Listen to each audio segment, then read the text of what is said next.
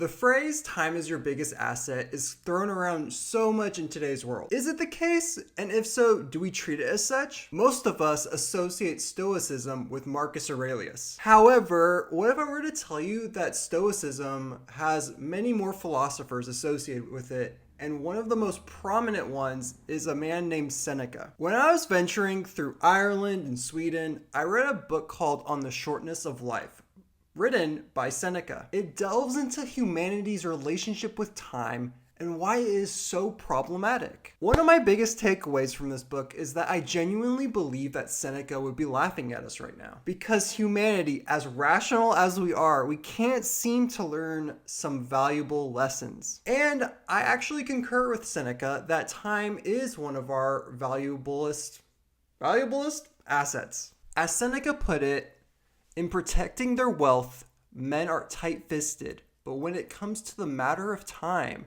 in the case of the one thing in which it is wise to be parsimonious, they are actually generous to a fault. This got me thinking, in what ways am I throwing out time like it's garbage? Because let me tell you, I'm far from perfect. My biggest culprit, personally, is social media. Like many others, I spend way too much time on my phone scrolling through Instagram and YouTube when I could be putting it towards other meaningful activities. And instead of just changing my habits, I just keep going on my phone, spending more time, and I'm like, wow, time really just keeps going by so quick.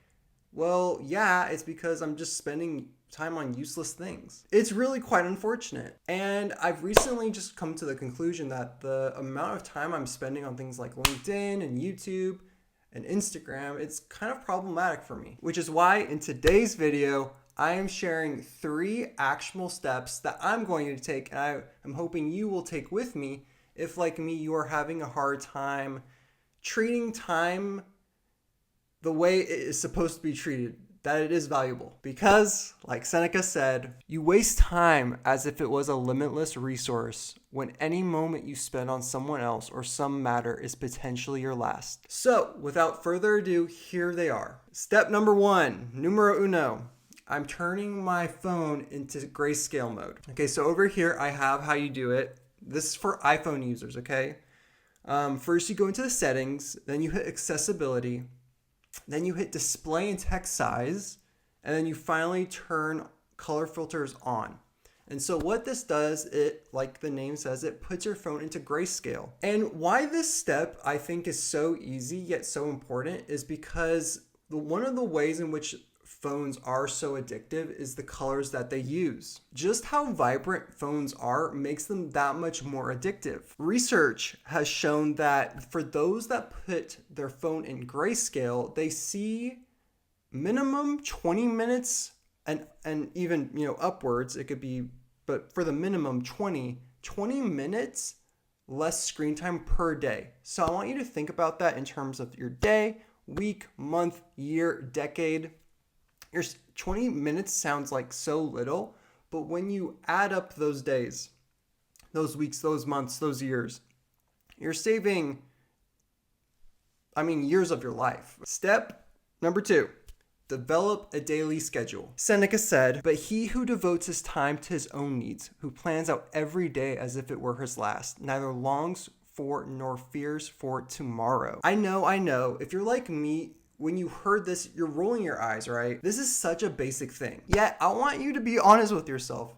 Even though this is a basic step, how many of us are still failing to do this? So, if you, like me, are still struggling with your social media usage, and you still haven't tried this out, it's time that we humble ourselves and we actually try this out, because even though this is basic, just like grayscale mode, it can really have a profound effect. So the way I'm going to plan on incorporating this is I'm going to be time blocking every hour of the day. So 7 a.m. to 8 a.m., 8 a.m. to 9 a.m., and going on, right? For some people, that's going to be excessive. They might not need that much structure, but for some, it really is important. And I think especially for those with ADHD, because I have ADHD. I've found that I get distracted super, super easily. And so I'm thinking that if I were to structure my day in time blocks, I'd actually probably have a higher success rate than if I just be like, oh, I want to hit these 3 goals. That being said, this isn't backed by science with the ADHD thing. Maybe for those with ADHD, just having 3 daily tasks would be better. Or maybe for other people, just having 3 daily tasks would be better. But it's worth trying both out. Do you do better when you have super, super structured days, down to the minute, to the hour, or do you just want 3 daily tasks to complete? And the last step is to utilize airplane mode. In airplane mode, as you all know, you don't get bombarded with notifications. Now, if I'm being honest, I don't get that many notifications in the first place, but I still think nonetheless this will be a game changer. I'll be able to get into flow states more easily than if I were to have the occasional or even constant notifications popping up. So, for those that, maybe don't want to use airplane mode, but want to have more ease in transitioning into your work, flow. Another thing you could do is putting your phone in a different room if you're lucky enough to be working at home, right? Now, are these super unique steps? No, they're not. Are there more ideas out there that you can utilize? Yes, there are. However, a huge problem in today's age is that we have so many things we can utilize and implement, yet we don't implement any, at least if you're like me. And so today, the goal of the video is just to give you 3 easy steps that are as frictionless as possible to implement so that you can see success, that you can see fruit coming into your life. I could give you 10 different things, that you can implement, and ranging from easy to hard, yet if we're being honest, a lot of us just need 3 easy things. And even so, even though I've provided you 3, maybe you just want 1. What I'm trying to get at is that there's so much information that we have at our disposal, yet we don't implement any of it because we're overwhelmed.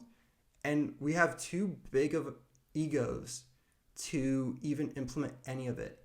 And so my goal with this video is to try it out, humble myself, and be like, you know what? Okay, I'm going to start with grayscale.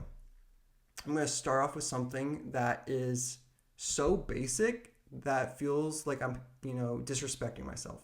And so I'm going to do that, grayscale. And then I'm going to go to airplane mode. I'm going to go to the one that, I can, just swipe down, hit the airplane button. And again, it's going to feel a little bit humiliating. It's going to be like, you know what? Can you do this, Ben? And it's going to be like, I think I can. I mean, I should be able to, right? I'm an adult. And then I'm going to go to daily schedule, the one that has the most friction of all, right? Can I do that? I hope so. We'll see.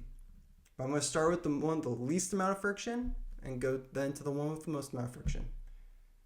Because we need to earn our stripes. We can't jump to stage 10. We have to start from stage 1. Maybe, unlike me, you're way farther ahead than me. And if that's the case, you can totally dismiss this video. But for those of you that are stuck and are trying to take on too much, it's okay. It's okay to be frustrated that you can't take on that much right now. So let's start at the beginning together. And remember, stay mercifully relentless. Peace.